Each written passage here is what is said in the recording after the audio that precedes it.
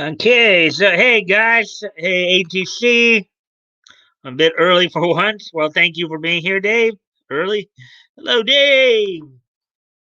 Hello, Toys and Mike too. Yep. See. Hey, Woody, Action, Mike. Hey, Dave. Let's see. Um, Action, Toys, Channel, Action, Toys, Channel. What would Woody do? Back in 62, driving fancy cars, drinking in the bars, playing all the games, picking up the dames. What would he do? What would he do? Yeah, so my counter here says 3 people are here, but it looks like we really have 4. So, good. As always, guys, I do appreciate likes and shares. That does help get more people in and get the word out. Um,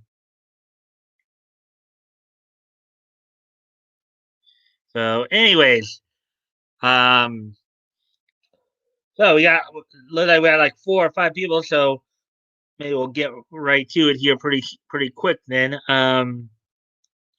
So how's your day going, guys? I know ATC had an interesting announcement he just told me a few minutes ago before we got started.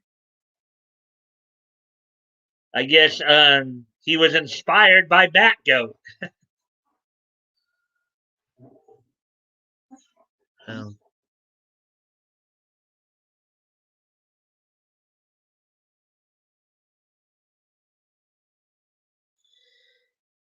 yeah, I also noticed and I know you guys will probably might be going there after my stream, of course. Nick is going to be doing a special with Cody from Anime Outsiders tonight um, on the anniversary of Vic's case. So you guys, let's see. Like if you want to look, I'll tag you. How about that? Yeah, well, I mean, I figured you might want to show it to everybody, so maybe I'll consider bringing you on tomorrow night.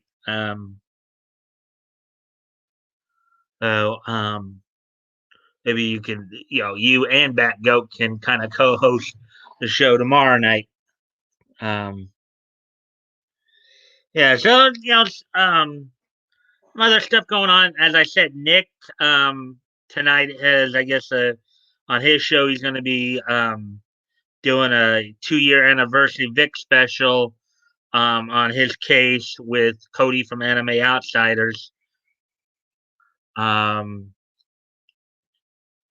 Also, I know from what I understand, he's over on the quartering stream right now, or just over there prior to getting everything on. Um, anyways,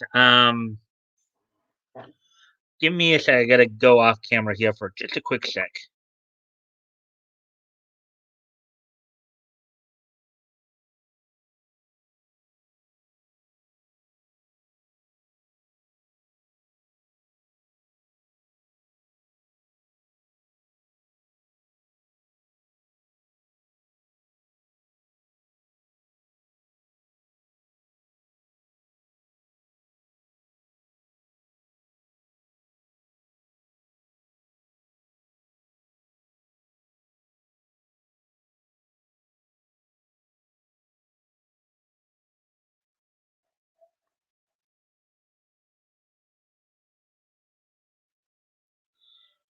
Been okay. I'm kind of grumpy.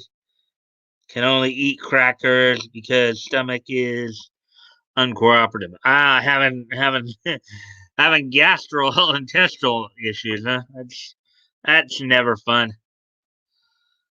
I've had my share of those. Those are not. That's not fun to have to deal with. Do do do do do do do do do do do do do do.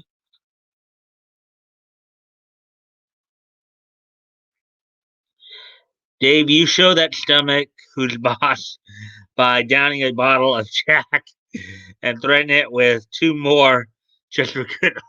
Oh, God, no. He does that, ATC's liable to upchuck it. Oh, man. All right. Well, we got look like we got 5 people in here. So, let's see. So myself, Dave, ATC, Woody. So that's 4, and then there must be somebody else lurking about. So since we got like a nice little group here already, let's see. I have to live my stomach action. Yeah. All right. So I think it's a good time to kind of go over what will be on tap for tonight. So I've got 5 stories tonight. 2 from the comics, two from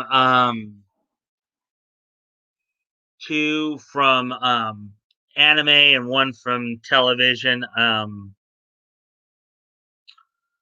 Let's see. In terms of comic stories, there's the bit of a celebration going on, 50 years. I guess the 50th anniversary of John Stewart being introduced as a Green Lantern. We'll be covering that story. Also, DC is planning to bring back Legends of the Dark Knight as an anthology, as a weekly anthology series. We'll be looking into that. Bit of another comparison story between Koro Sensei of Assassination Classroom and another anime character. I don't really know who, but basically, the article titled "Comically Overpowered Anime Heroes." Also, some Gundam news and some news uh, on the HBO Peacemaker series that's coming out.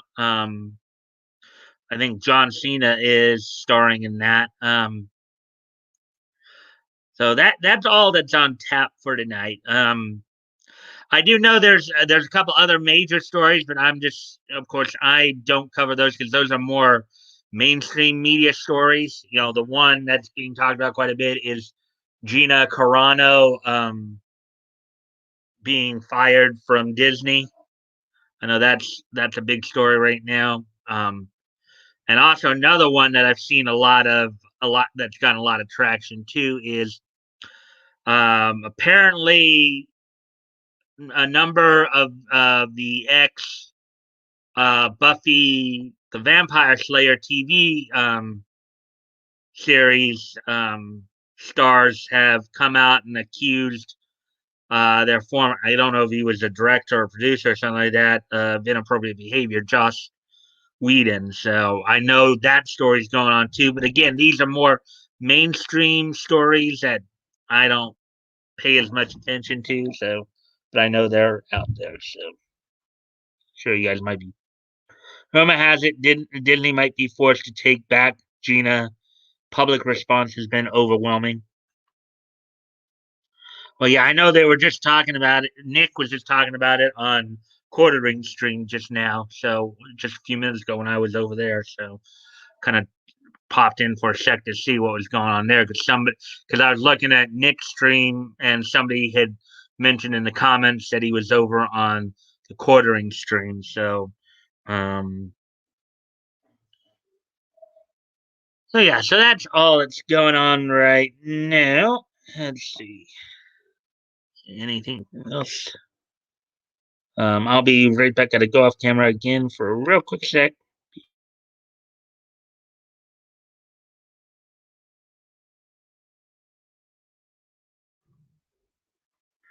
Alrighty then, let's see. And we're at 9:47, so I'll probably get started on the stories in a sec here. Mm-hmm.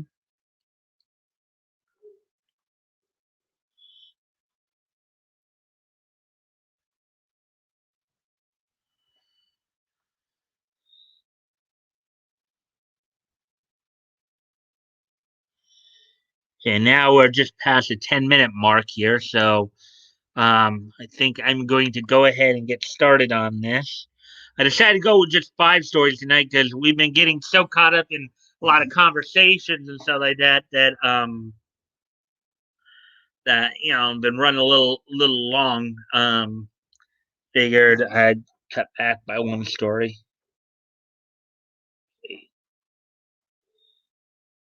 Disney the mouse with the foot in its mouth. Legacy. Yeah, I wonder if Walt is turning over in his grave at this point with all the shenanigans that Disney's gone through. Okay, so anyways, getting to the stories here. So the first story we're going to look at tonight, Green Lantern John Stewart gets a star-studded 50th anniversary hardcover. DC has announced Green Lantern John Stewart, a celebration of 50 years, a 368-page star-studded commemorative hardcover collection debuting in June. For 50 years, that would have meant that he was into this back in 1971, I take it. DC is celebrating 50 years of John Stewart, the publisher's first black superhero, with a star-studded hardcover collection titled Green Lantern John Stewart, a celebration of 50 years.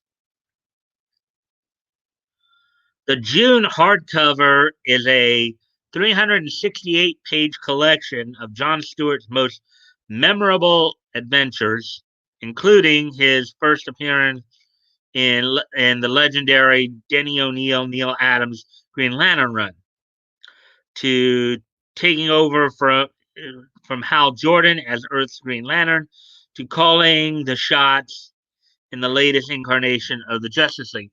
Now, you guys, any of you who watch, of course, cartoons, might remember from back in the mid 2000s, John Stewart was put on the Justice League team of the 2000s in the DCAU. So there's some interesting artwork right there.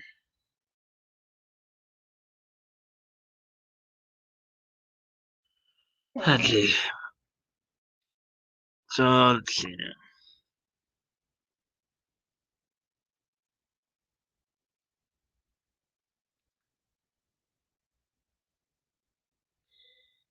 Laugh out loud. I wonder if in times of emergency they unfreeze Walt's um, cryo frozen head to ask for advice. Uh, ooh, I do like a hardcover. There's probably a huge secret ceremony with robes and candles. Tell us your wisdom, oh Disney of the cryo chamber. Uh,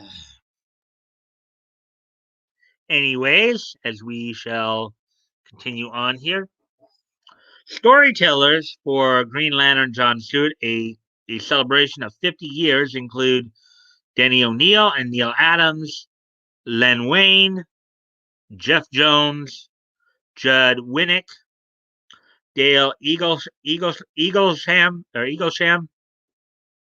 Ed Benes, and more. John Stewart made his debut in Green Lantern number 87 on October 28, 1971, and since then, he has represented the Green Lantern Corps in various comics and animated adventures. Some of DC's black superheroes to follow in John Stewart's footsteps include Cyborg, Mikestand, Nubia, Bumblebee, Mr. Miracle, Shiloh Norman, Vixen, Steel, and Black Lightning, as well as milestone characters such as Static, Icon, Rocket, and Hardware. Newer black characters to step into the spotlight are the new Batman Tim Fox and Naomi, who will star in an upcoming CW live action series.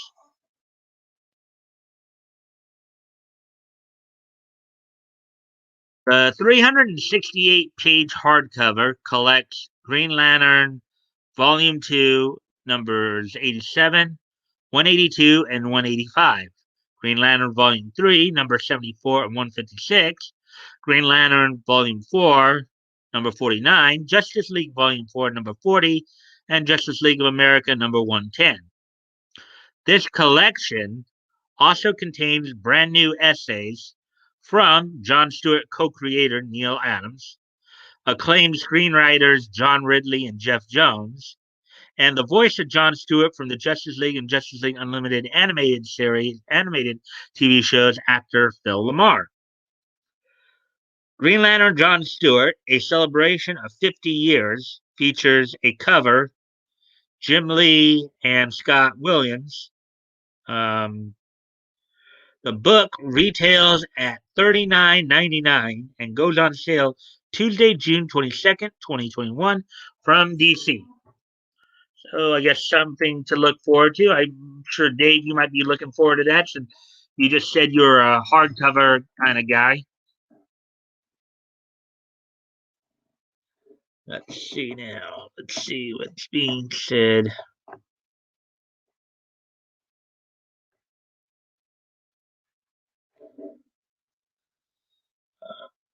Read that already. Laugh out loud.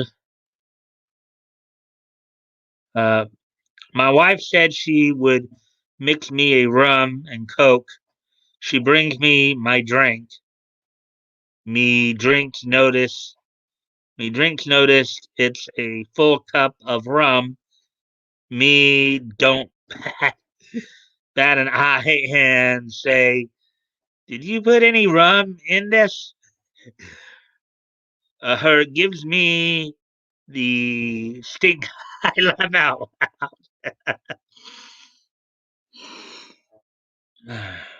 You crazy kids.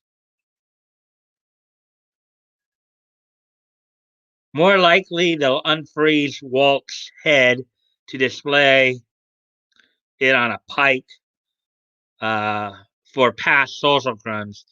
Yeah, no kidding. I mean, I don't know if you guys have been hearing about what they've been doing to Stan Lee of late. I know Flash did a video on that the other day. You know, it's good stuff inside when they bother to put a hardcover. Yeah.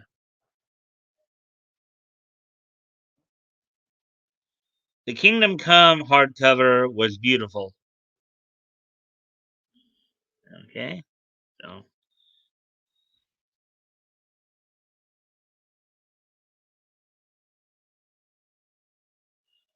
Dave added something there.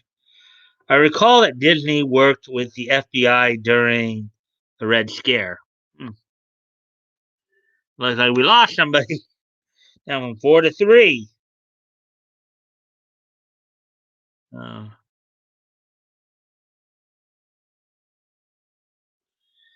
oh yeah, so I think that's the end of that story as I recall.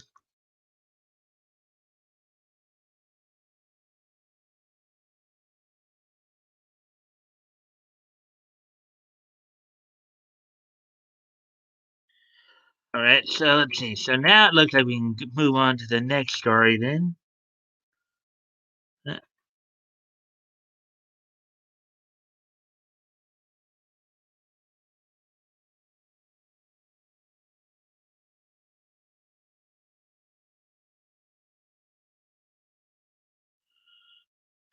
Here we go. Yes, that's the one I was looking for.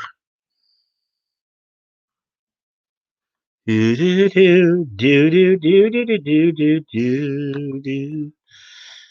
Laugh out loud. Now we got 4 people back. Oh yeah,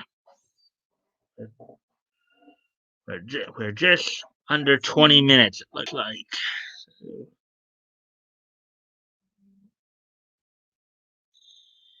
Alrighty then. So here we go. Move on to the next story here. DC resurrects Legends of the Dark Knight as weekly anthology series. Legends of the Dark Knight title will be used for a new DC Digital First series, featuring all star creators tackling the Batman mythos. That's interesting. A new Batman Digital First anthology series will debut in May, sporting a classic title. Legends of the Dark Knight will be released digitally in a 10-page weekly chapters with 2 digital chapters comprising 1 print issue. The opening story arc by Derek Robertson, Transmetropolitan, The Boys, features Batman tracking down a criminal who is selling deadly chemicals to villains, including the Joker and Mr. Freeze.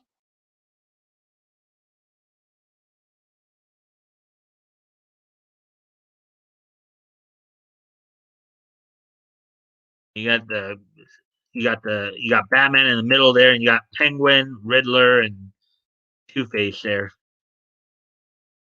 Not Two Face, Mr. Freeze. I'm sorry, Mr. Freeze. I should know better.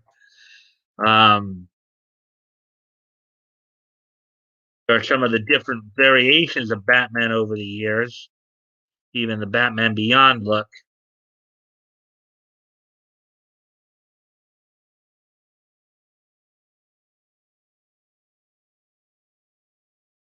Yeah, I remember now. This is it wasn't as much text in this article. More that looks like the Joker right there. The Joker.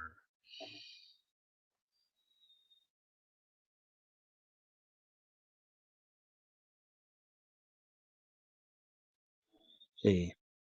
The Red Scare when they fired people for their political views.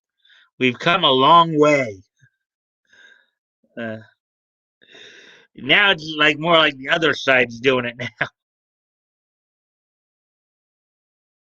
So Walt's head would tell them to fire her as. Does this mean that America is currently in the blue scare?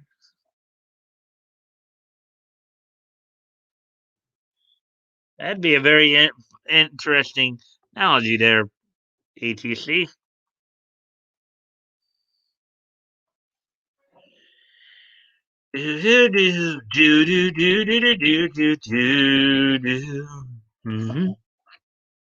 Other writers on Legends of the Dark Knight include Becky Clooman, future state immortal Wonder Woman, and Brandon Easton, Transformers: War for Cybertron, Earth Earthrise, Mr. Miracle, The Source of Freedom, and artists including uh, Dyke Ruan, Shang-Chi, and Nina Lakuva, Black Cat, King in Black, Return of the Valkyries. Um, Robertson will provide the cover for the first print issue of Legends of the Dark Knight with David Marquez and Francesco Francavilla.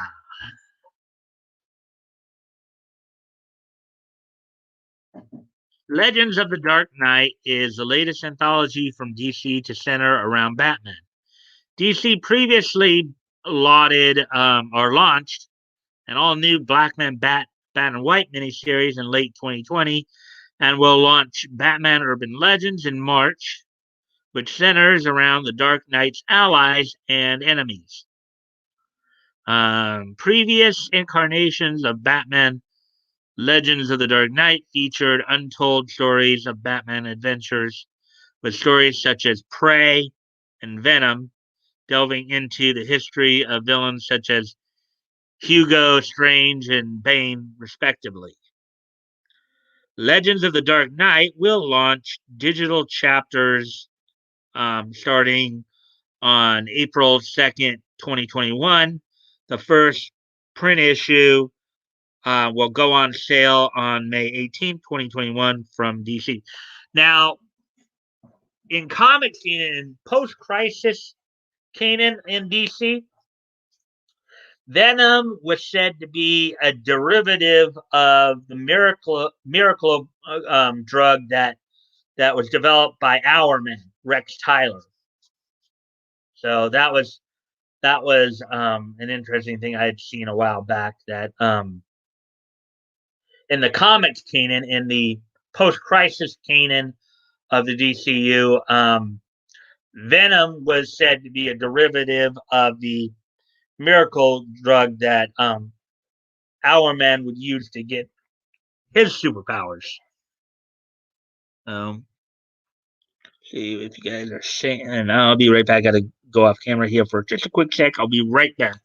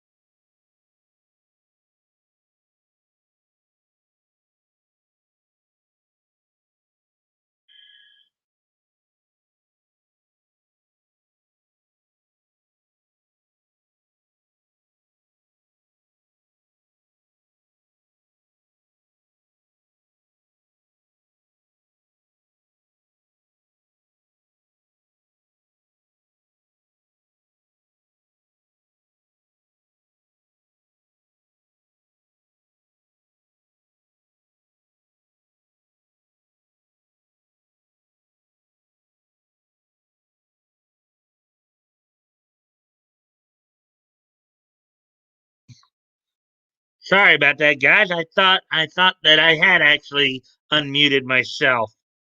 Let's go back to this again. Ugh.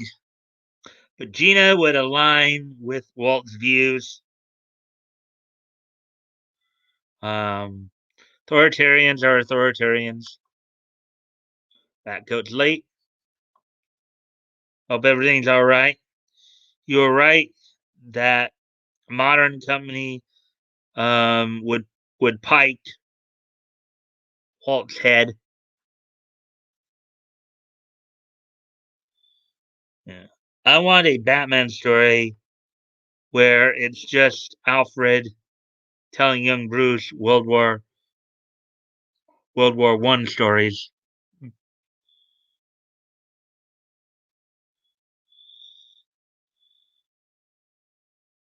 I'd watch that, Dave.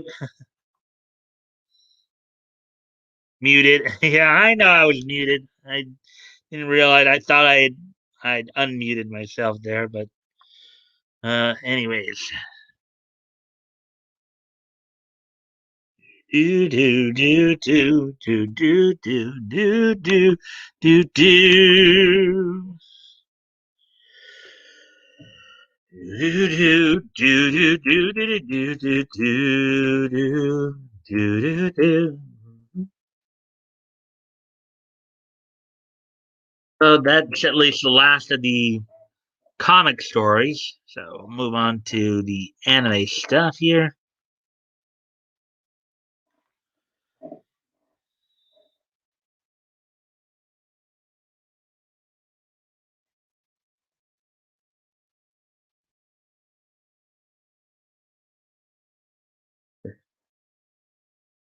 So here's the next story we'll go through. Let's see. I may even add a story. Word up. Hey, Bat Goat. We were just talking about you. Guys were just saying that you were late. Ah, we say you're late, and then look at that. You're here. Hey, Bats. Bat Goat. Da da da da da da da da da da da. Bat Goat. Da da da da da da da da da da da. Bat Goat. Da da da da da da da da da da da. Bat Goat. Da da da da da da da da da da. Bat Goat. Bat Goat. back go. Da da da da da da da da da da.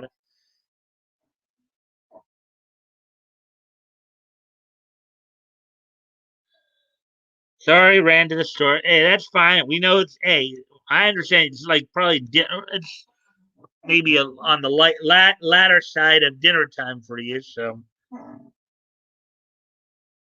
we get it. Hey there, Professor Batgoat. Oh yeah, hey Batgoat. By the way, I was ATC was just telling me that you were inspiring him earlier.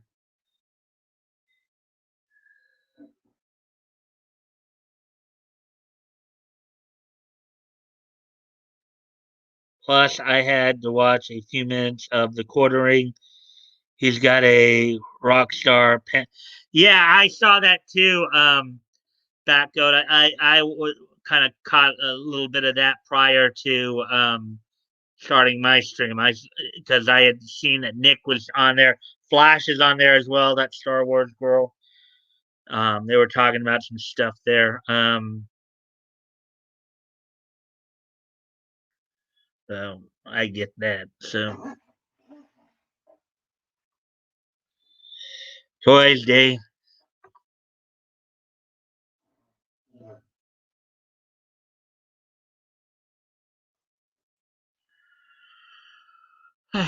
um,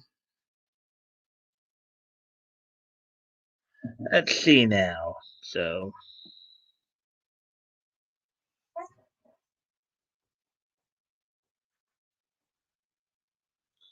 Quarter Black Garrett and Tom from Midnight Stage, which are a couple guys I don't really know. I saw them when I was on when I went by there, but I had never heard of those guys prior to that. So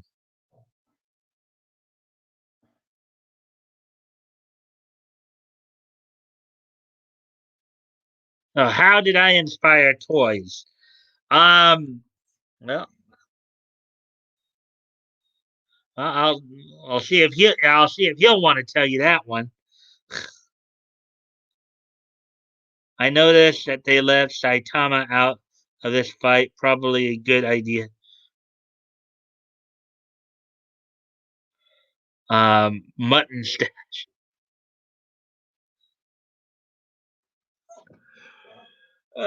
Do do do do do do do do do do do do do do do. All right. Well, anyways, um, guess we'll move on to the next story here.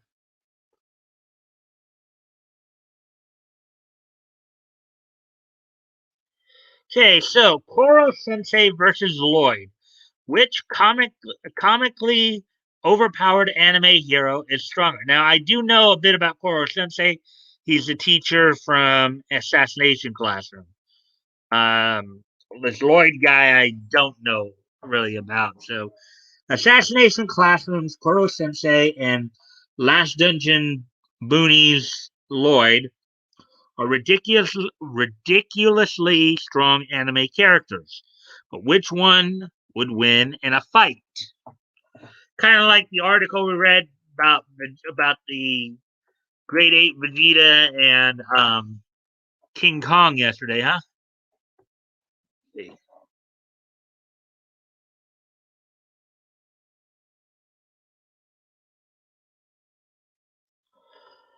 Over the last decade, anime has heralded the rise of overpowered anime protagonist, a character who is too strong to fit the standards of their world, whose power makes it all but impossible for them to lose. While One Punch Man's Saitama is the most well known example, he is far from the only one. Koro Sensei in Assassination Classroom is an alien looking, once human entity who intends on destroying the Earth. That is, after teaching a classroom of students who all want to kill him.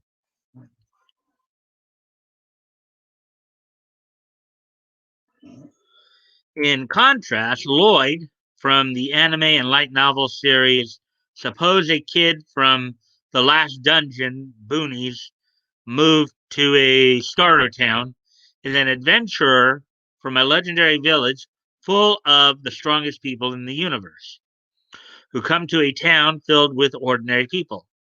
Both are compelling characters with insurmountable strength.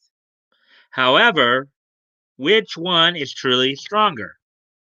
By analyzing the peaks of their power, it becomes clear which one would win in a battle.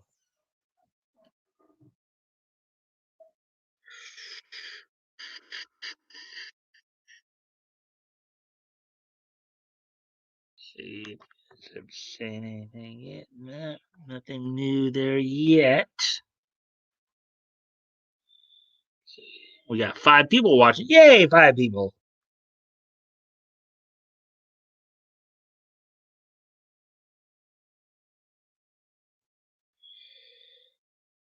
Hmm. How powerful is Lloyd?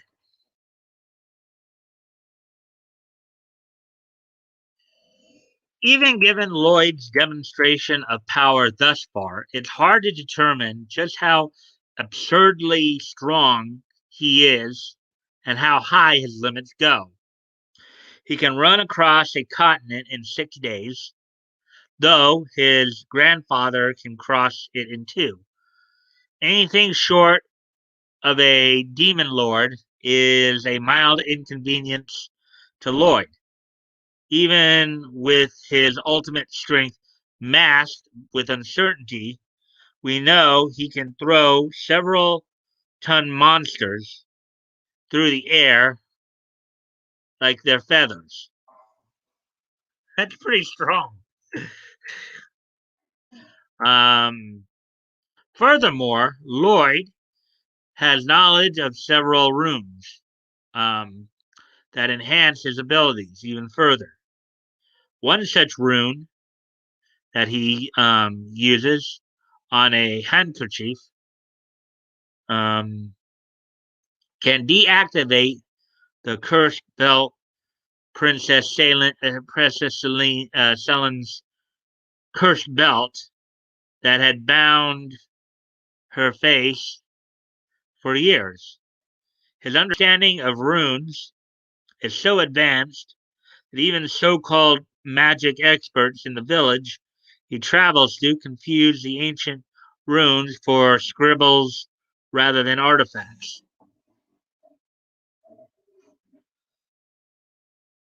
Lloyd is simply great at everything, but he is also naive about it that he has no idea. He is so naive about it that he has no idea. He almost kills a man in one punch during a sparring fight. Okay, I thought that was Saitama's gimmick, but oh well. Unaware of his incredible strength after breaking every bone in his body, he recovers in a matter of hours rather than um, in several months. Even demon lords, entities who can capably eradicate whole planets, Lloyd sees as manageable threats. Still, due to the comedic nature of suppose a kid from the last dungeon boonies moved to a starter town, Lloyd has yet to be pushed to his absolute limits, indicating that there is a vast well of untapped power. If you guys are saying anything yet?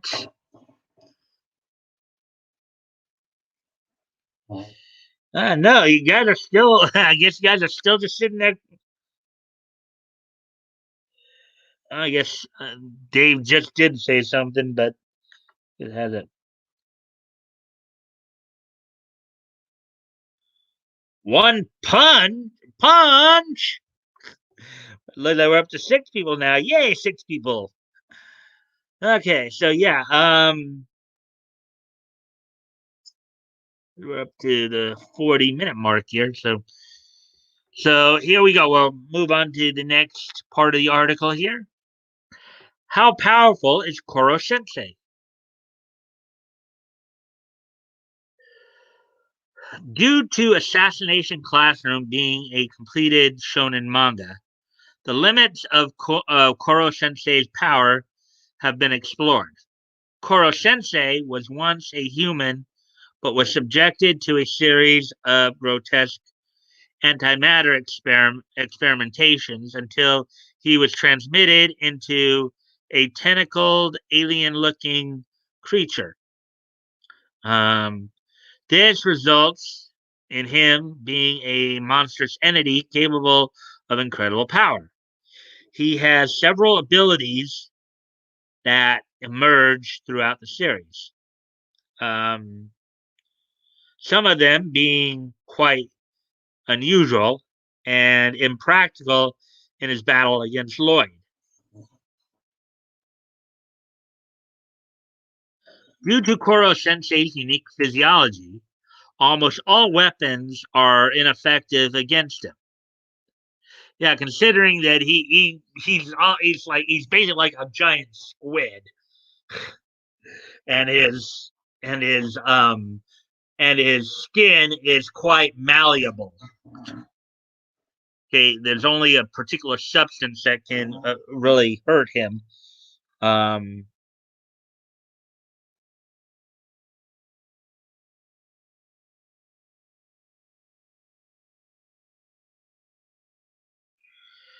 okay, so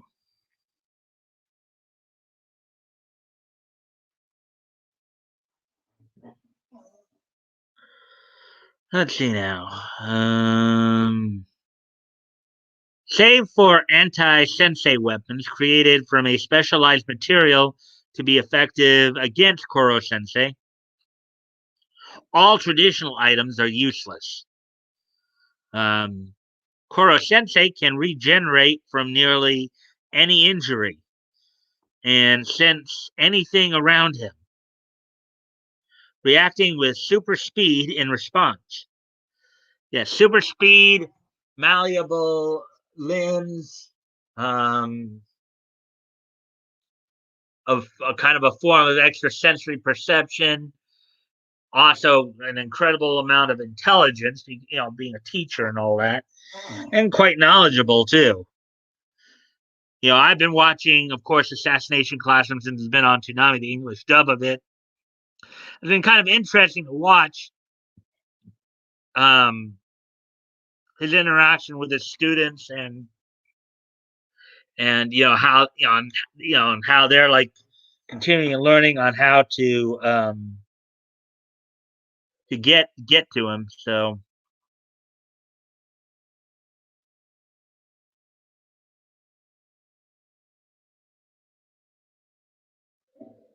um, laugh out loud, airsoft guns are the fall of an anti-material being. Laugh out loud. Hello, hey Minecraft boy, welcome to the stream, man. Um, in here, happy Lunar New Year. All right, thank you for that. As well, continue on with the article here. Let's see, where are we at here?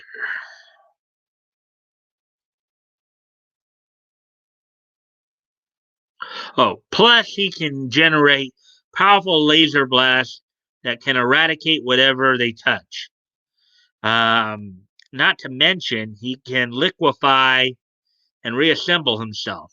As I said, the malleable skin. Um, he is so fast that he can create multiple after images of himself, all of which can teach his various students.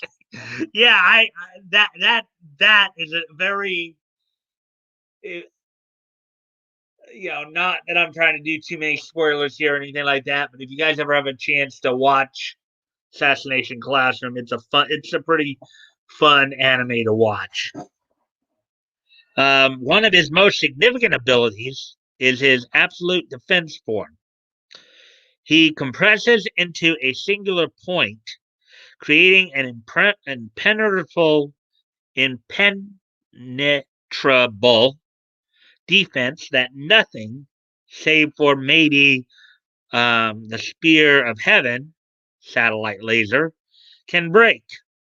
Um, of course, there is also Koro Sensei's claimed famous deed of destroying a large chunk of the moon.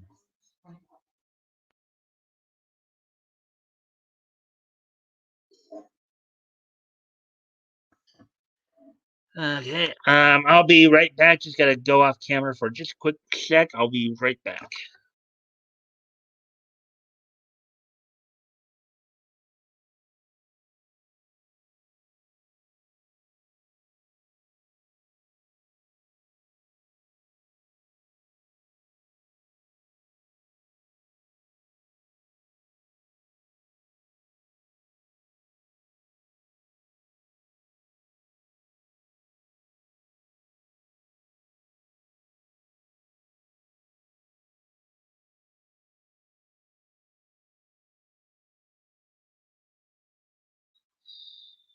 All right, then let's see now.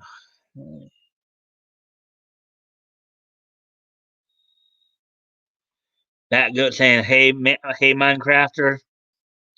Howdy, Minecrafter. Happy Lunar New Year from Dave Marks. Um, I've seen it in full. ATC. Yeah, I remember you were trying to spoil it for me a while back there. Hello, Minecrafter. Anyways, we now continue on with the article here. If Lloyd and Kuro Sensei fought, who would win? I guess this is a scene um from the dungeon, from that one show they were talking about with him. What if a boy came from the last dungeon to move to Starter Town?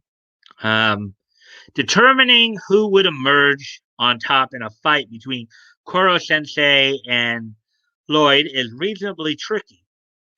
While Koro Sensei is powerful and can probably react to anything Lloyd threw at him, Lloyd is also far too strong to be hurt by him, or at least seemingly. The factor that might tip the scales in Koro Sensei's favor is that he is an extraordinarily talented and experienced assassin and fighter, which allows him to know how to break a target apart. By contrast, most of Lloyd's success is by accident. This is due to Lloyd's inexperience that he doesn't understand how vastly overpowered he is.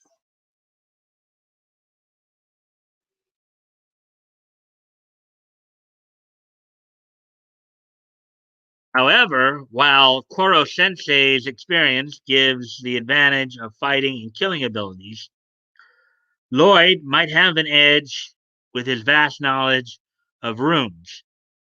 While none of Lloyd's weapons are anti sensei matter, he might be able to break the core of Koro Sensei's abilities using any number of his reality altering runes.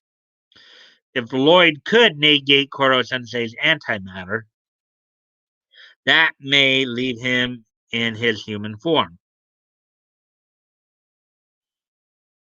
Um, Still, all of this requires Lloyd to attack Koro Sensei and break his power level knowingly. And it's necessary to remember that Lloyd has a tendency to solve all problems by accident. Factoring in his absurd luck, Lloyd could unintentionally select the right rune to negate Koro Sensei's abilities. However, barring the possibility that Lloyd breaks the core of Koro Sensei's power, It's unlikely that he'd defeat the antimatter being unless Lloyd uses magic to damage Koro Sensei's specific physiology. It seems as though Koro Sensei might emerge the victor in the battle. Um, though it's unlikely Koro Sensei has anything in his power set to kill Lloyd either. While Lloyd may find the right rune to reduce his opponent back into a human assassin, it looks like Koro Sensei would take the win. Yeah, and I'd have to agree with that. You know, you combine Koro Sensei's experience and speed. I think that would give him the ultimate advantage in this fight. You know, that would probably give him the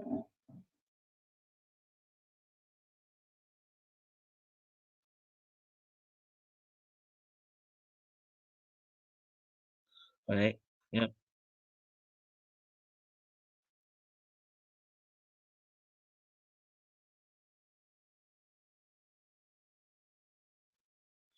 What?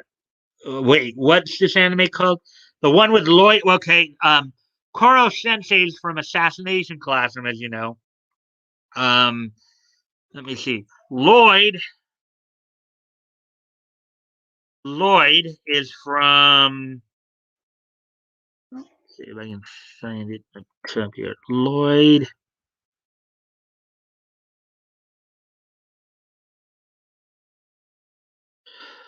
Lloyd is from the anime and light novel series. Supposed kid from the last dungeon.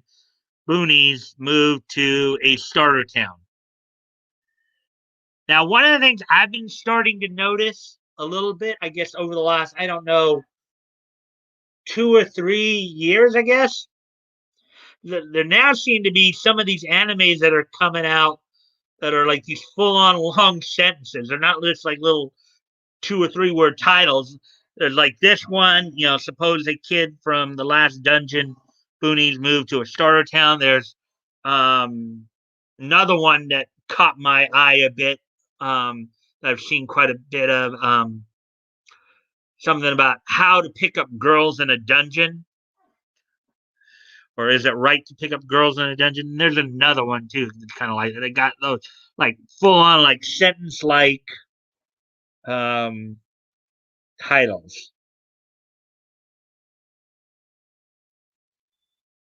How is the weather in Mongolia, Minecraft? In Minneapolis, USA, it's very cold, -5 degrees Fahrenheit, -21 Celsius.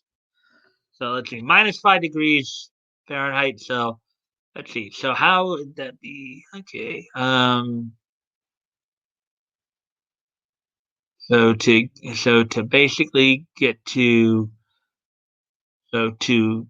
Celsius, then 5/9 times F -32. So hmm, wait.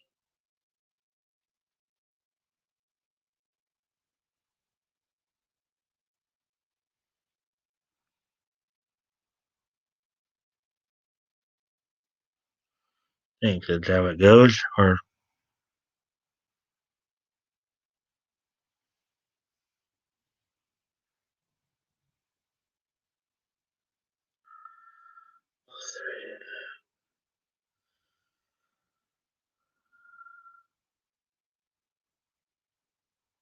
no? Actually, it's 5/9 times Celsius -32. So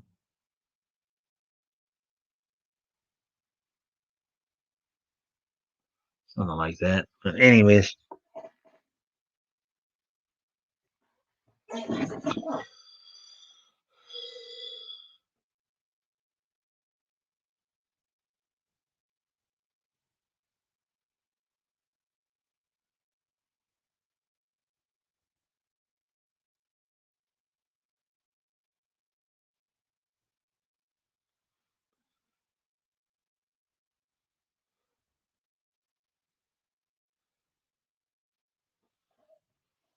So, anyways,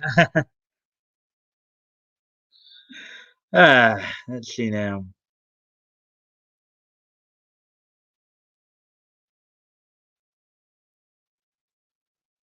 I click the C button and it magically gives me that number. Yeah, but sometimes it's fun to try to. I broke Mike. Sorry, I was just trying to. I was just trying to figure it out myself. Sometimes it's fun to work through the formulas there. Um, we're having a warm day of only 9 degrees Celsius today. Lucky. Oh, we were up to 7. Solid's here. Solid. Solid as a rock.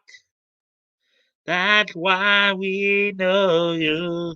Solid. Solid as a rock. Hello, hello, Solid. Welcome to the stream. Let's see. As always, guys, I do appreciate any and all likes and shares. Does help get more people in here.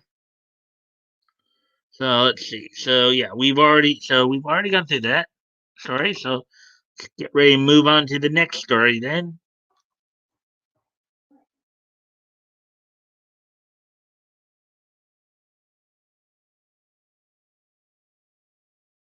which is this one. Let's see where we're at on time here as well. 56. So I might add another story here, seeing how depending upon you're east of the front stalled over Manitoba, right?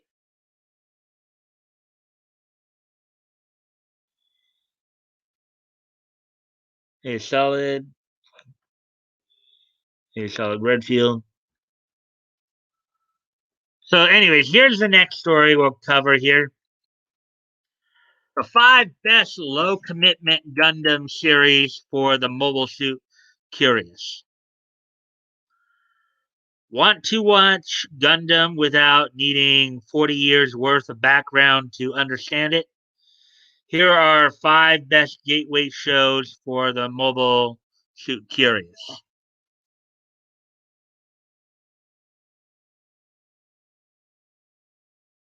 Getting into Gundam can be intimidating. The franchise has lasted over 20 years um, and the main Universal Century timeline alone includes over 20 series, movies, and OVA.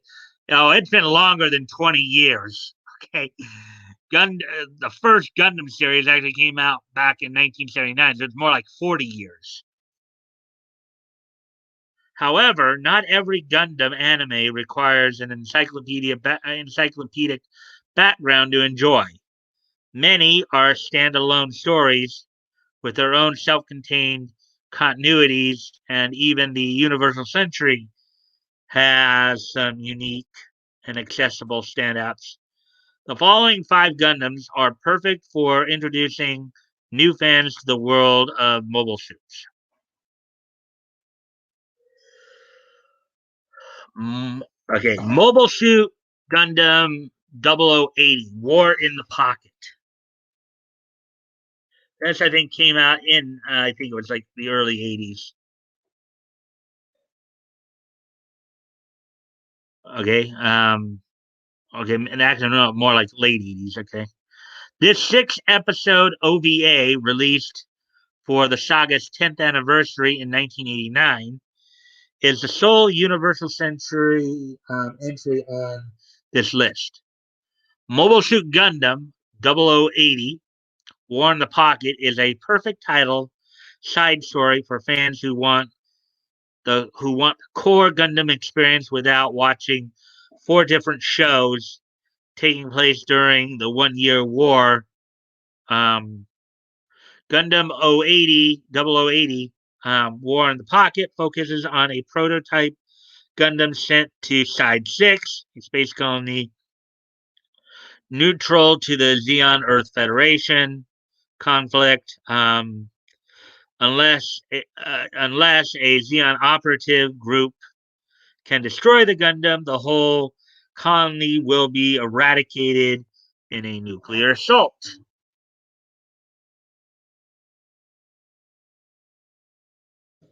The series focuses on Alfred Izuruha, a young citizen of Side 6 who is confronted with the reality and horrors of war for the first time. He's forced to take a side between Xeon and Earth, the consequences of which could result in a nuclear apocalypse for his small colony. This OVA, the first Gundam property not directed by series creator Yoshiyuki Tomino, is a powerful story about the cruelties of war that requires no background knowledge of Amuro Ray or Char Amuro Ray and Char Aznabal's long-running conflicts.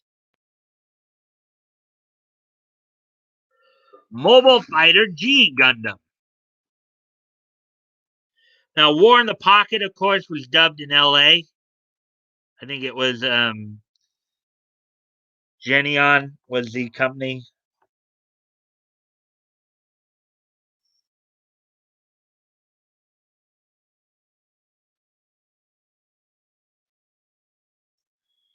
And so let's see now. Because honestly, Lamela, it's Canada. Sloppy second sets making Minnesota so cold. G Gundam is best Gundam. Fight me. Uh, my Corvette is best Corvette. Um, Here is a simple trick you can use. Multiply the temperature in degrees of Celsius by 2 and add 30 to get the estimated temperature in degrees in Fahrenheit. As I understand, actually, you're closer, Backcoat.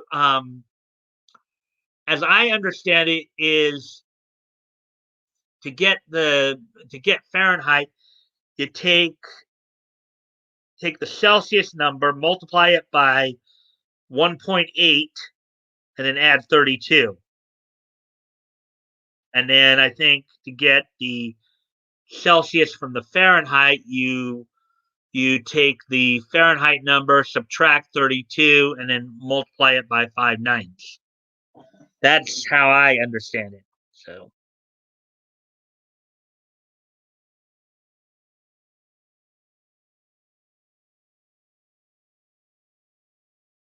or I'm sorry, ATC. Thought it was Batgoat who was giving me that advice, but it was ATC. Sorry about that. Have allowed Mike's correcting Punk. Yes, games. Um, you're an illust. You're an illust. Hey Mike, Toys, Dave, Woody, Batgoat, Solid, and Minecrafter. How are y'all? Hey Leto, good seeing you on your stream this morning on both of them. Hey Leto, greetings Leto. Laugh out loud, man. I'm sick of humans fighting humans. Let's see humans fighting aliens for a change. Maybe tentacle aliens. Laugh out loud. Just there's a reason I'm laughing, and I know this is probably more a typo than anything else. But okay, maybe tentacle aliens. Laugh out loud. Just joking. Yeah, that'd be an interesting fight. Humans and aliens tickle fighting each other. That'd be a very interesting fight. uh, Hey, ATC, let me ask you this. Would you imagine sitting there watching Koro Sensei tickle his tentacles? Anyways, Woody.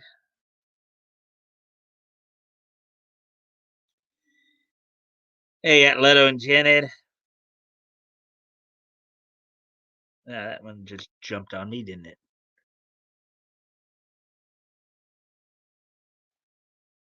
We just need Anon for all the cool kids to be here. Well, we're up to 7 people right now, so we got quite a bit of a crowd. Laugh out loud, back go. Um, what's the temp in Celsius, please? Uh, I don't know. Laugh out loud. Um, 1C equals 33.8 F, or 1 degree Celsius equals 33 point. Yeah. Okay, let's see. 1.8. Yeah,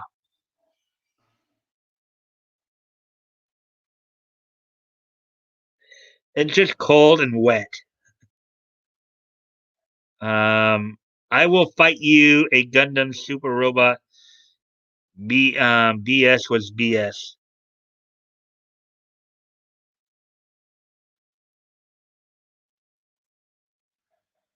So Leto, oh boy, this is good. Well, very close to that, toys. I never watched Gundam. No fight. Um, I want Super Robot. I will watch Mazinger.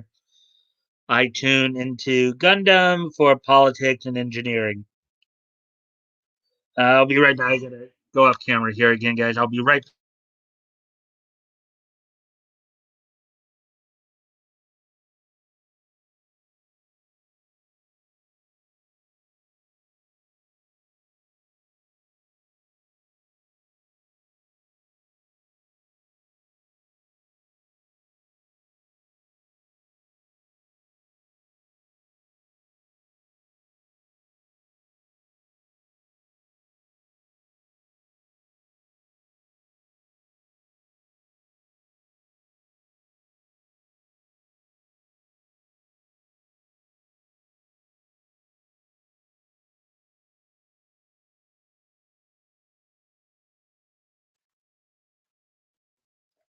Wow, we got 8 people in here now. Yay, 8 people. Let's see.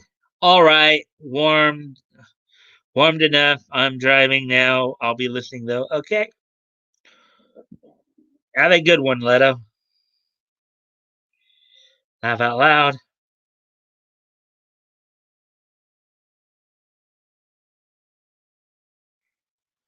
Whatever that sign is. Ooh, ooh. I like that Mike got that. Um, yeah, I'd watch it. Nicely done. Hmm.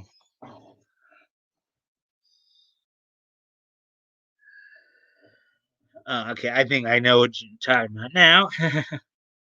Yeah, but the mess changes when it drops below zero. Um, metric blows. Math sucks. Leave me alone. Uh, well, Gundams are real. Laugh out loud. Laugh out loud. Big. At Dave Marks from Solid Redfield. Have you seen Steel God Jeg? I'm gonna go play Kingdom Rush. I'll be listening.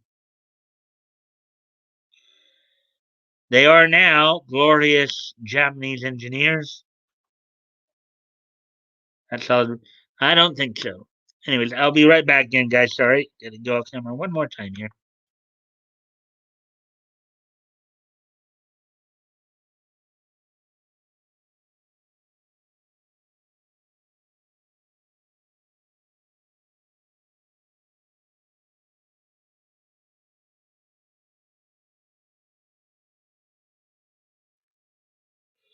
All right, I'm back again.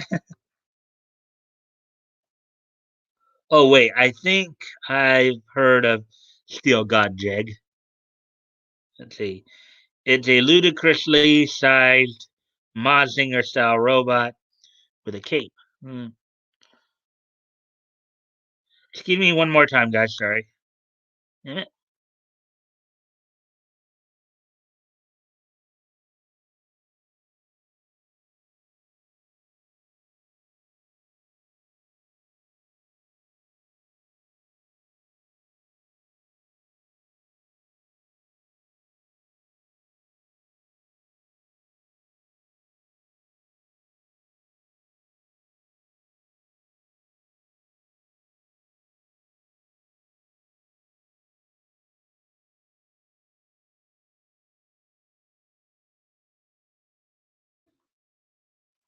All right.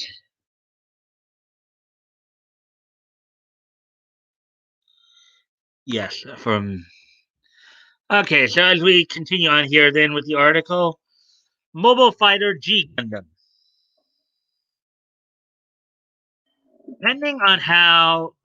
Depending on who you ask, Mobile Fighter G Gundam is either one of the best or worst Gundam anime. Released for Gundam's 15th anniversary in 1994, G Gundam takes place in a self-contained alternate universe, the future century, where control over Earth is decided through Gundam fights.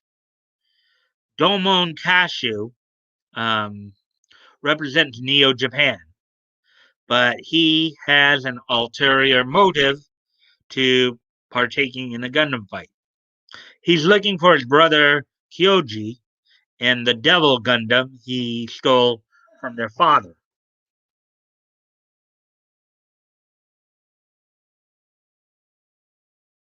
Hmm. Despite how over the top and ridiculous it is, G Gundam will capture the franchise's main political themes just in a more cartoonish way.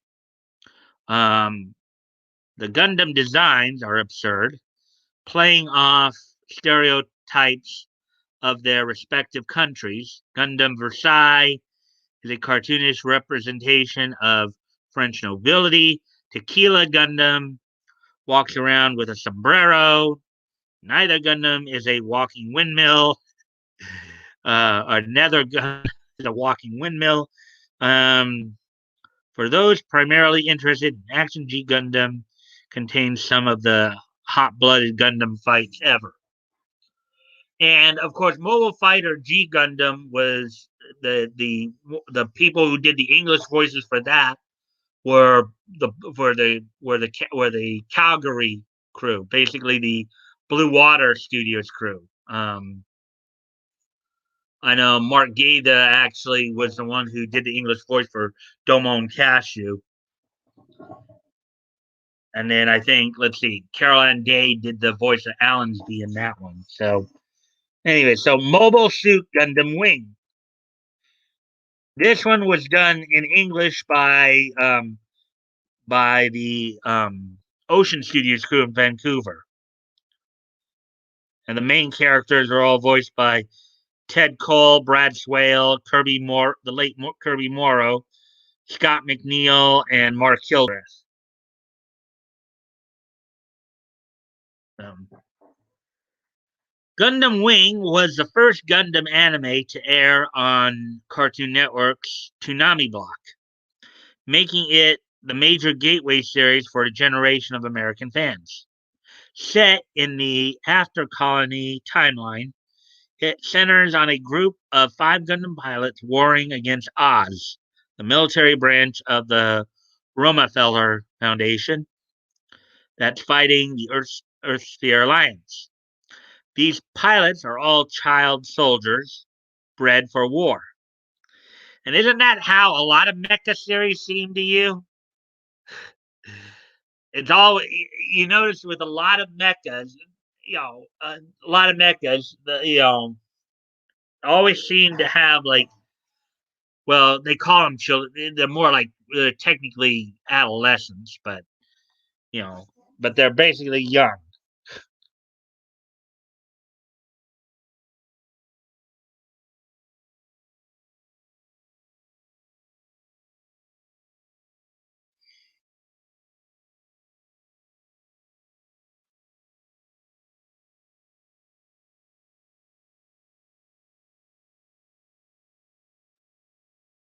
See. Robo is more my jam. Stone Sunshine. Um, Sup Homie at Leto Enchanted. Let's see. I do like super robot stuff. I just don't want it in my Gundam. Shin, like the ending of Gundam Unicorn, upset me with that giant crystallized energy stuff. Um, oh, oh God, Netherlands Gundam.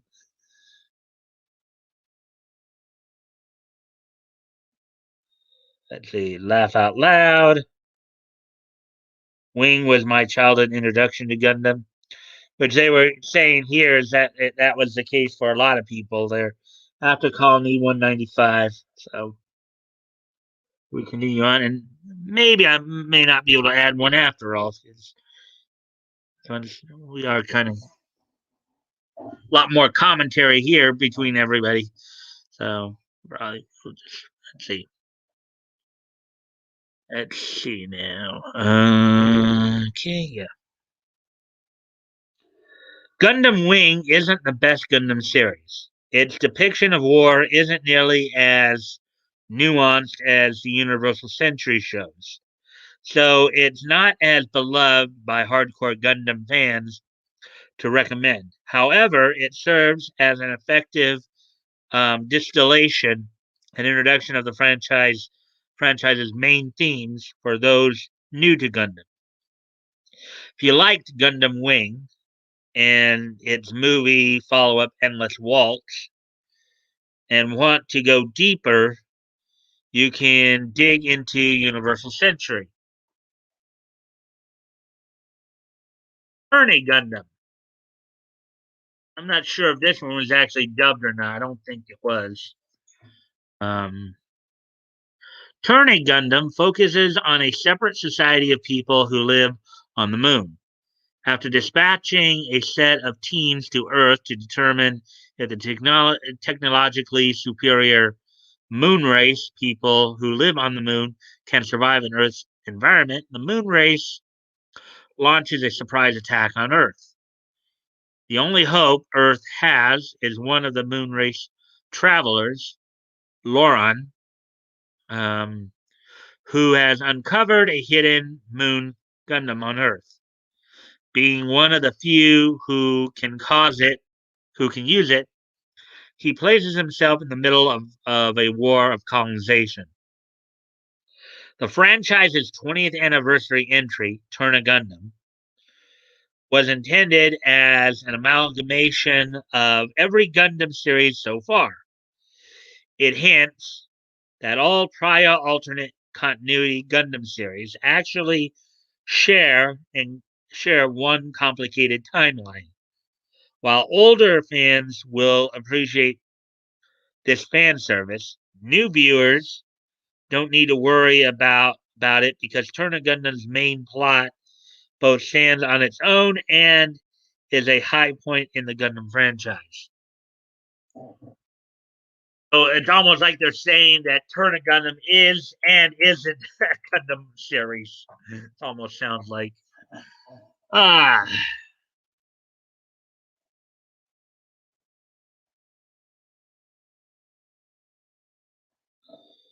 Children are easily indoctrinated, and Gundam always takes place during harsh military war periods. Excuse me one more time, guys. All right.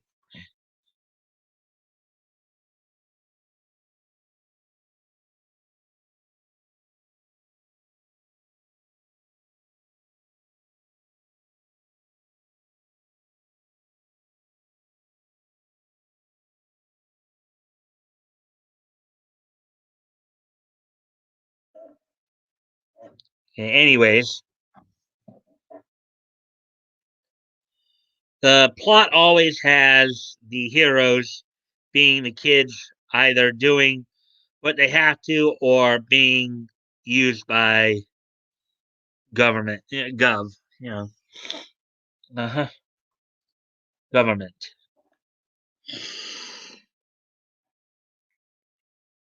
Halo lore is basically Gundam without giant robots.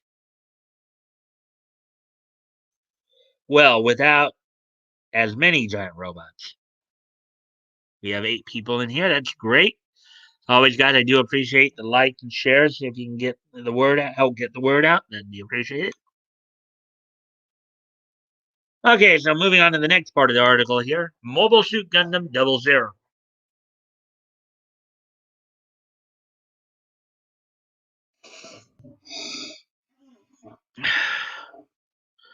Mobile Suit Gundam 00 is the first Gundam series set in the future of our own Anno Domini timeline. Anno Domini is, most of you would know it as AD. You know,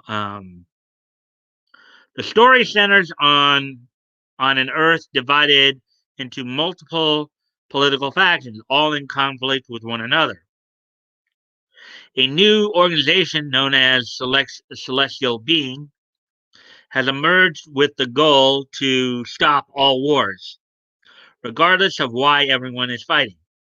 To this end, they have dispatched a set of Gundams across the planet to push the planet toward a path they find desirable, regardless of what people of Earth want. Yeah, that sounds like totalitarianism right there. Mobile Suit Gundam 00, in many ways, the more realistic Gundam series, though it takes place 300 years from our future. It feels rooted in a reality we understand. As such, less time is needed to develop the world from the ground up. It features a massive cast of characters, all of whom are caught up in a complicated war between multiple factions, as well as tons of stunningly animated mecha fights. Mobile Suit Gundam 00 is not just one of the best Gundam series, but one of the best mecha series, period. And there we go. There's the finish of that article.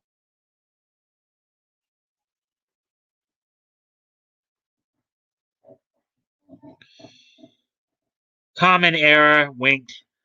Mm-hmm. So yeah, hour and 20. So we're already coming up on an hour and a half. So I was thinking, depending upon how fast we're going, adding a story here, but as it turns out, I don't think we'll have time, especially if we want to try to. I know some of you are going to probably want to try to catch Nick's stream. So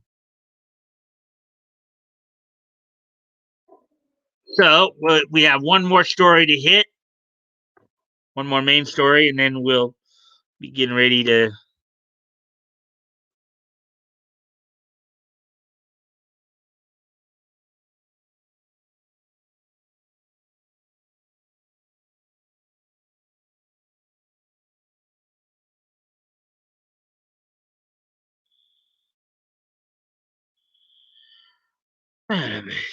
Here we go. Here it is. So this is going to be the last main story of the night here.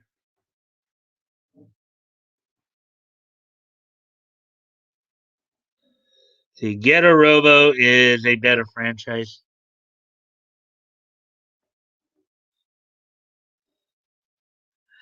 Hmm.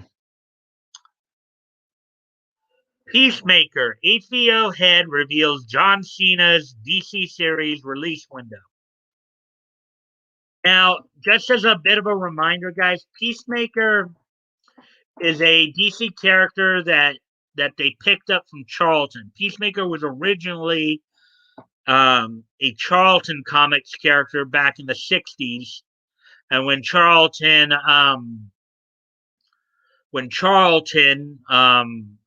went out of business in the '80s, DC bought up the rights to him as well as like Captain Atom, the Blue Beetle, the Question, Nightshade, Judo Master. So a little bit of background information for you guys there. So again, Peacemaker, HBO head reveals John Cena's DC series release window. I guess they're getting John Cena to play the. In fact, that does kind of look like his face right there. Anyways, HBO Chief Content Officer Casey Bloys um, revealed the release window for the upcoming HBO Max DC Comics program Peacemaker, starring John Cena. Now, of course, now just to let you guys know, this is not the first time John Cena has been involved in a TV show where he's been running around with a gun. Okay. Prior to him coming to the WWF all those years ago, there was a show called Manhunt. Only lasted for like 2 or 3 episodes, and he was the star of it. HBO and HBO Max Chief Content Officer Casey Bloys has revealed when John Cena's HBO Max program Peacemaker will be making its debut. I just started to get involved with the DC content in August, Bloys told THR Hollywood Reporter. Peacemaker is one of the first shows I greenlit and one of the first shows coming out in January 2022. It's a great example of what HBO Max can do with DC content. In that we're producing at a level we haven't seen DC content on TV do thus far. Bloys also said about Peacemaker program. This past September, it was announced that former WWE champion John Cena would be reprising his role as Christopher Smith Peacemaker from the Suicide Squad for an 8-episode Peacemaker series on HBO Max, which will delve into the eponymous character's origins. The show lacks a premiere date, with production expected to wrap up in June. The Suicide Squad writer-director, James Gunn, has written all 8 episodes of the series and will direct a few of them as well. Written and produced by James Gunn, Peacemaker stars John Cena, Steve Agee, Danielle Brooks, Robert Patrick, Jennifer Holland, Chris Conrad, Chukwudi Iwuji, Lachlan Monroe, Annie Chang, and Christopher Heyerdahl. The 8-episode series will arrive on HBO Max in January 2022.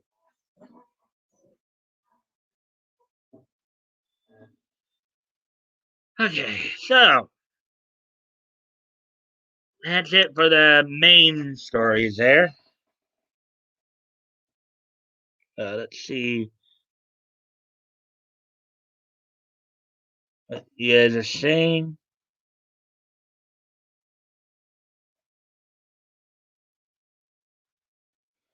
See. What's his name? Who's DC series? Peacemaker. Peacemaker, real name Christopher Smith. Um, Peacemaker was basically a gunslinging hero, modern day gunslinger hero, who was originally created in Charlton Comics. Charlton Comics, which also originally created Captain Atom, The Question, Nightshade, Judo Master, Sarge Steel. Peacemaker was another one of those characters that came from that line of comics. When Charlton basically went belly up in the 80s, DC bought the rights to a number of those characters. Blue Beetle was another one who was in that stable as well. So Rakeda, Yellow Flash, and Tug are all in the quartering stream. Well, okay, I didn't know Tug wasn't there when I checked it earlier, but I did know that Flash and Ricado were there. Oh, Sheena! Yeah. So, anyways, guys, so that's it for the main stories of the night. See, we're just past the hour and a half mark, and I know that, as I mentioned earlier, Nick is planning on doing a stream tonight about the anniversary of Vic's case. I don't know if we'll get any updates. And I know the quartering right now has got a stream going on talking about some stuff. So, um, normally I just would just continue my thing. I just do my thing, whether or not. But since we kind of got through everything already, anyways, with um, and in preparation for tomorrow night, of course, and considering we've been running a little late, a little long the last couple of nights, I think I'm gonna try to wrap this up a little early tonight. Are you guys ready for this day in each history? And don't forget, of course, guys, tomorrow night is comic retrospect night, where where, of course, I'm gonna have Batgoat with me. We're gonna be taking a look back at comics that went on sale in December of 1939. So we will probably be going for, about almost a full time then as well.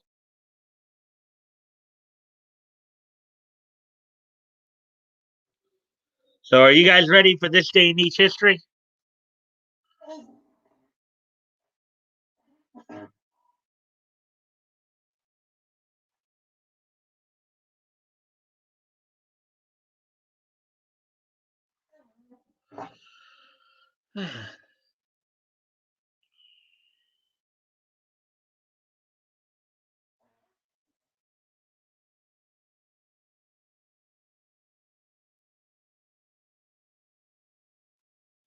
History ready. Neach time.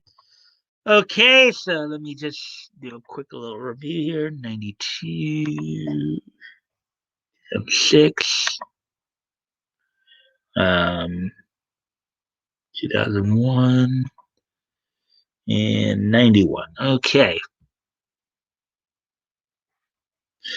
Alrighty then. Well, without no further ado, let's take a look back at this day in each history. Today being Thursday, February the 11th, 2021. Let's take a look back at this day in each history. And ATC, it was kind of funny how you mentioned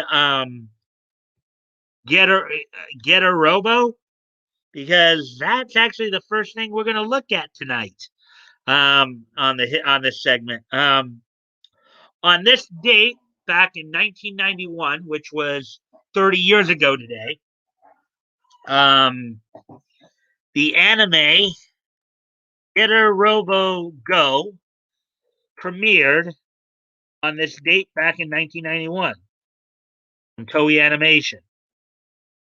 So on TV Tokyo and TV Uchi. So on this date 30 years ago today, premiered Getter Robo Go on TV Tokyo.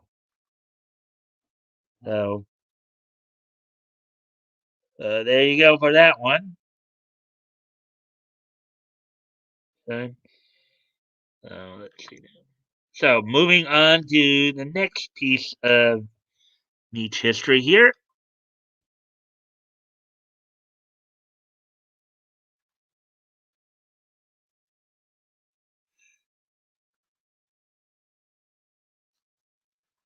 On this date in 1992, 29 years ago today, DC Comics released on the newsstands the 30th issue of Star Trek. Star Trek issue number 30 from DC Comics.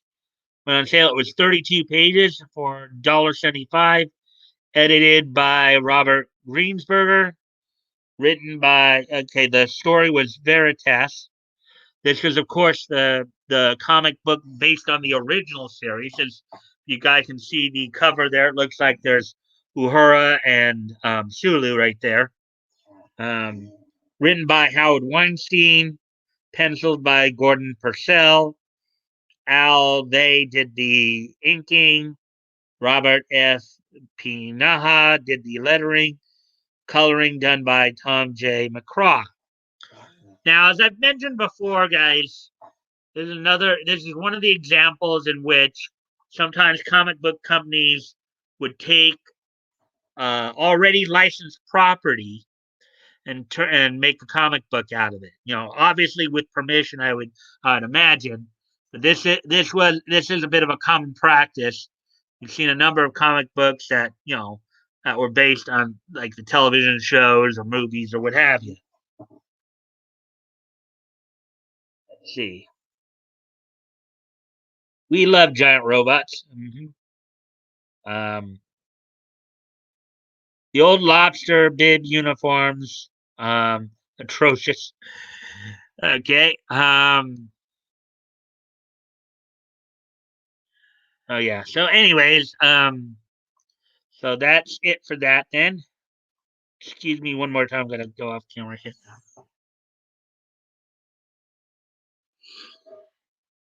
Okay. So the next piece of niche. Yes. The next piece. Excuse me one more time, guys.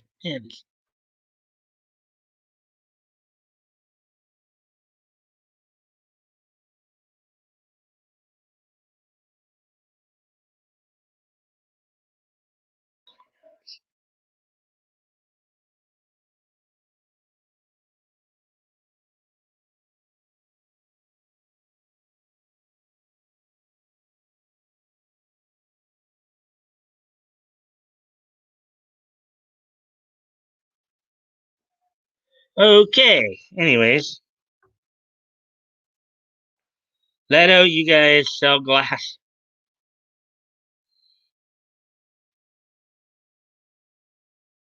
Alrighty then.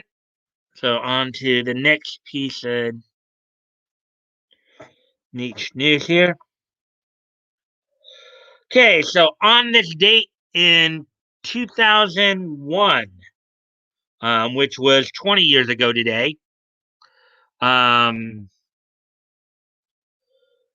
the episode Tennis the Menace, um, the Simpsons episode Tennis the Menace premiered on Fox. Yeah, of course, for those of us who are a little bit older, kind of can tell the play on words there of Dennis the Menace, but this one was Tennis the Menace, in which tennis stars Andre Agassi, Pete Sampras, and the Williams sisters guest starred on The Simpsons.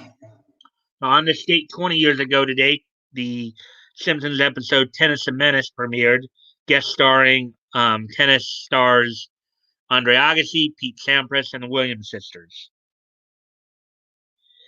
And last but not least, last piece of niche history tidbit for you. On this date in the year 2006, which was 15 years ago today, Ring of Honor. Ring of Honor would host its Unscripted 2 event. Its Unscripted 2 event in Long Island, New York. Now, there was a reason it was called Unscripted 2. Here's what they had to say. Unscripted 2 was a wrestling event held by Ring of Honor. It took place on February 11, 2006 in Long Island, New York. The show was named Unscripted after several events forced them to severely change their original plans and had to make the show up as it went along. One match that Ring of Honor had promoted heavily was was to be the first singles match between Low Ki and Roderick Strong in Ring of Honor. However, Low Ki after he reportedly demanded more money to put over Strong. Um, Low Ki, by the way, Low Ki, you guys, if you either would have seen him also on on Total Nonstop Action TNA, and he also wrestled for a brief time in the WWE as Senshi.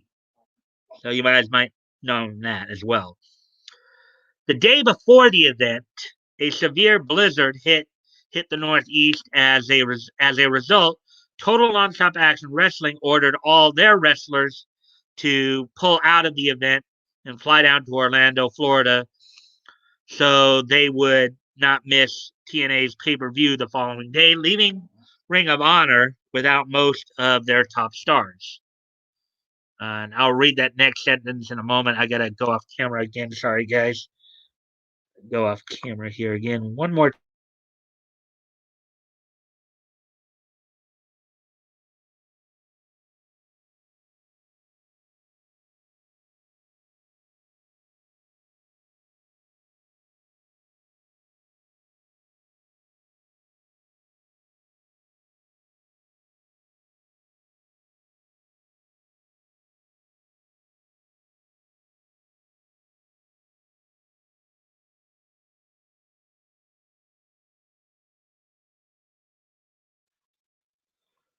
All right, I'm back. Yeah, I know you guys. Um, Remember when Fox used to not be punk female dogs? Pepperidge Farm remembers. All right. So, anyways, continuing with what I was just reading here. Um, Austin Aries and Roderick Strong, both under contract with TNA, were the only two to remain and fulfill their commitment to Ring of Honor. Despite arriving in time for the TNA pay per view, both were suspended for not flying down early and remaining for the Ring of Honor show. In order to make up for the missed appearances, Ring of Honor promised a surprise to the fans, and if they were not happy with the show by the third match, they would be given a refund. And here is of course the list of results of the event. There in the main event saw Brian Danielson, who most of you will probably know as WWE's Daniel Bryan, and CM Punk defeating Adam Pearce and Jimmy Ray with a guy by the name of Prince Nana in their corner. I believe this is also around the time Adam Pearce was the NWA world champion as well. So maybe I'm not really sure. Um, Also on the event, Roderick Strong defeated BJ Whitmer to become the number one contender to the Ring of Honor World World Championship. Jimmy Yang defeated Azrael, Jason Blade, and Gerald Clark in a four corners match. Brian Danielson retained the Ring of Honor World Championship over Xavier via disqualification. Um, Nigel McGuinness would defeat Austin Aries to retain the Ring of Honor Pure Championship. Now, the Pure Championship, the Pure Championship is their secondary title, and they had some very interesting rules in that. The Pure Championship was more of an idea of trying to, because, okay, Ring of Honor, one of the things about Ring of Honor guys as an organization is that they're more into the wrestling side of it. So, you're not, throughout its history, they've tried to stay away from like stuff like dusty finishes and screw job finishes and all that. Okay, so with the Peer Championship, there were some special rules surrounding the belt. The first rule was you only had three submission breaks, basically 3 rope breaks and submit. So if you guys know, in professional wrestling, when a wrestler when a wrestler gets caught in a submission hold, if he can get to the ropes, then the wrestler applying the submission hold has to break the hold within a 5 count, or he'll be disqualified. Well, Ring of Honor, what they did, because of course guys will at times try to scoot their way to the ropes, they gave you 3 of those. They gave you a limit of 3 of those. You can do that 3 times in a match. After you've used up those 3 breaks, if you get caught in a submission hold and you're in the ropes, it's counted as legal. In other words, you can hold on to the rope for dear life, and you can either try to withstand the pain of the submission hold, reverse it, or submit. they won't break it, after 3 times. Also, a rule is you cannot you cannot use closed fist to the face in a peer championship match. You use an open hand slap or chop, but you can't use a closed fist to the face. Use a closed fist on other part of the body, but no closed fist to the face for the peer championship. And you get a 20, as opposed to the normal 10 count, you get a 20 count if you're outside the ring. So that's interesting. And then Adam Pearce led off, winning what looks like I don't know if this was a handicap match or a triple threat match. They didn't say, but he defeated Pel Primo and Mitch Franklin. So you had Adam Pearce and Bryan Danielson, aka Daniel Bryan of WWE fame, wrestling twice on that night. So that's pretty much all that happened. There's a little bit more to go over with the history stuff here, because there's a little more detail there, and there was some interesting stuff there that I thought you guys might have wanted to know. Open-eyed coma. I'm staring out the window. I'm staring so hard, I swear I can see the back of my head. Oh boy. All right. Well, anyways, guys, again, another quick reminder, tomorrow night, have Backgoat on with me. We'll be doing our historical comic retrospect, covering the comic books that went on sale in December of 1939. Backgoat, I'll be sending you the link sometime that afternoon. Hopefully you can come in early. Maybe we'll try again this week to see if we can get your scan set up.